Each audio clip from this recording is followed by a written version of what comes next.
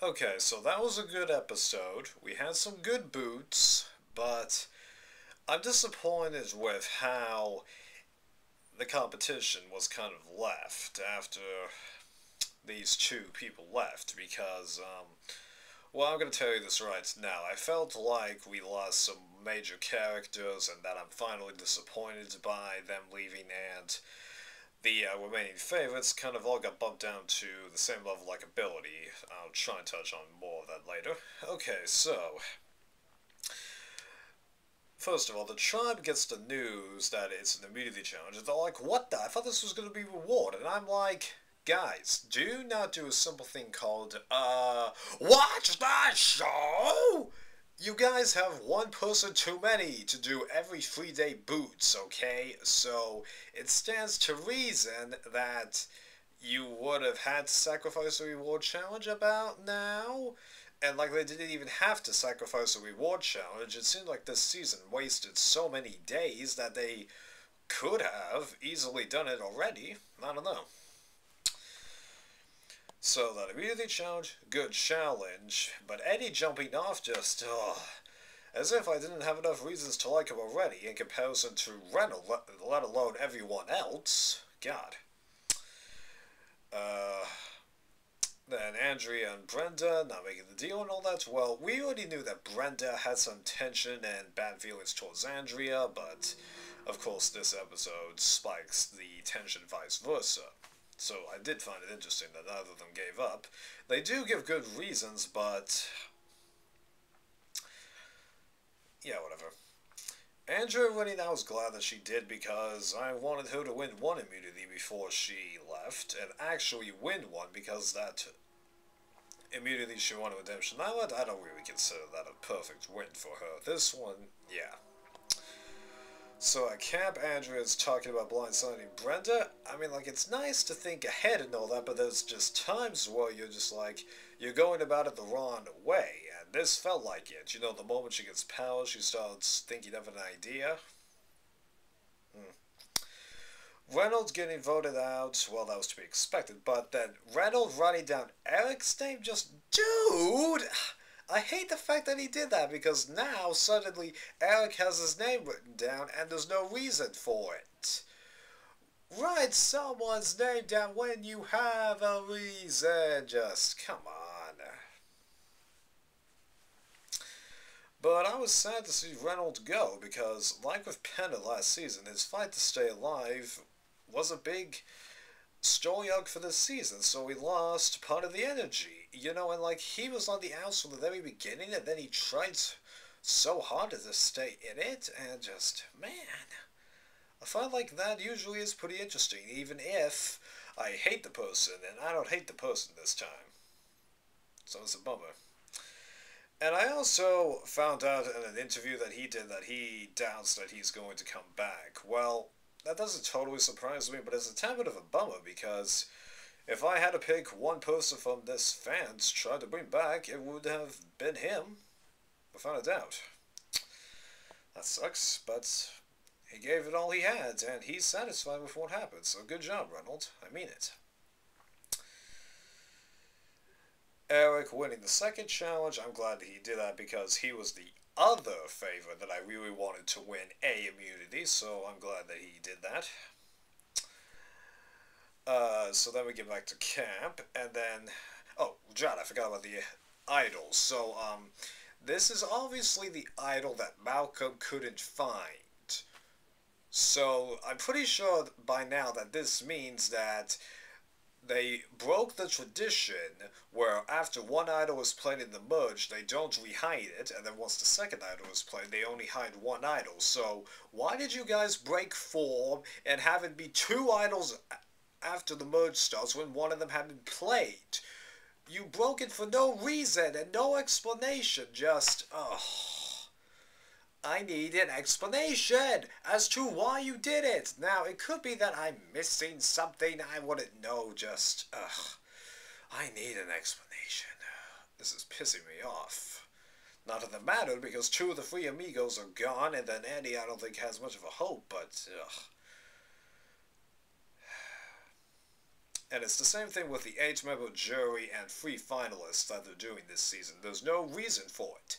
At least in Philippines, you can have a bit of an argument as to why they did that data getting pulled up. But then, why didn't you just put Katie on the jury or drop those last 2 pre-merge challenges?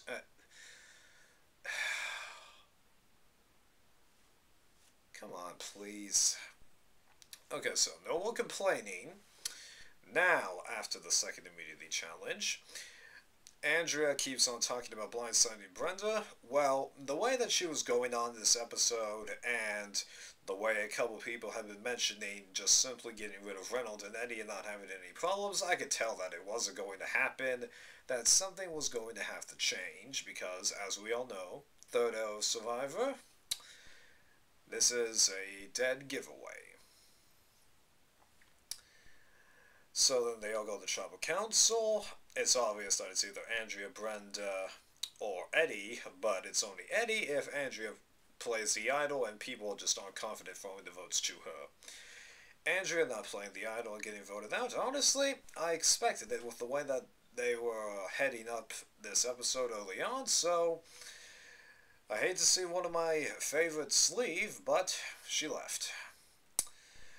But I gotta admit, even though one of my top picks to win the season left and all that, I'm actually not super pissed. Not because I hated what Andrea did, because this could have happened to anybody. She, could have told anybody in the same situation could have happened. Anybody else could have been in Andrea's position. She could have mentioned any other name. Who knows, guys? That's the good thing about Survivor. We can complain about one person when they do this, but put somebody else in that position and then we'd be complaining the same way. So, after Andrea left, I started looking at a couple of her other videos, where she reacts to being voted out of the game, and she reacted the way I was hoping she would once she got voted out of the game. She's very satisfied with her gameplay this time. She really loved the company that she was with. She liked how she ended up going out. Sure, she's disappointed, but she's really proud of herself, having revamped her image, being involved in the politics of the game from day one, and I'm pretty happy for her. I was hoping that we'd get to see another side of her, and we did, and then she vastly improved her image. I remember when I first watched Redemption Island, I didn't think there was that much to her, and when she left, I just went meh. But then, once One World had finished, I looked back at her gameplay and I go, you know what? If they're gonna bring back anybody from that tribe, I really hope it's her. And she came back and she amazed me on how much she really improved herself. Sure, I think she was originally, as Dalton Ross said, the hot blonde in the bikini, but for a hot blonde in the bikini, she really was a major player in this game, and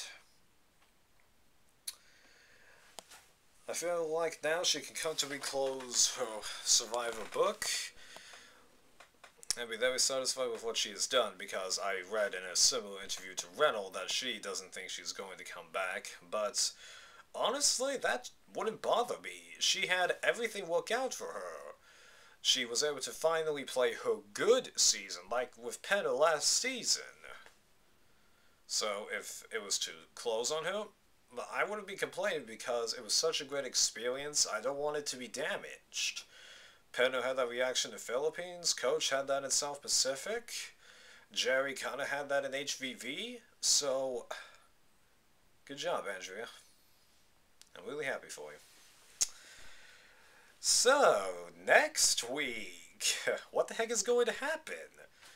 There's that Loved Ones challenge, and then there's also where the group dynamics stay, because now that Stealth or Us has kind of broken apart, and now suddenly Eddie has a tiny bit more value in that the people at camp and half the people on the jury are thinking that, he's worthless. This is going to be interesting.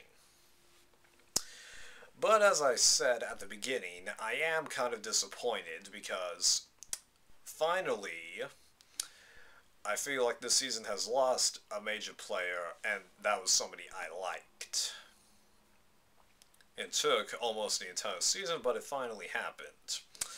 Also, in a way, I kind of feel like all the favorites are at the same level of likability. Now, they're still over the fans, and that I don't really like either one of them, but I don't know. Just before this episode, I did have a couple tiers as to who I wanted to see win the game.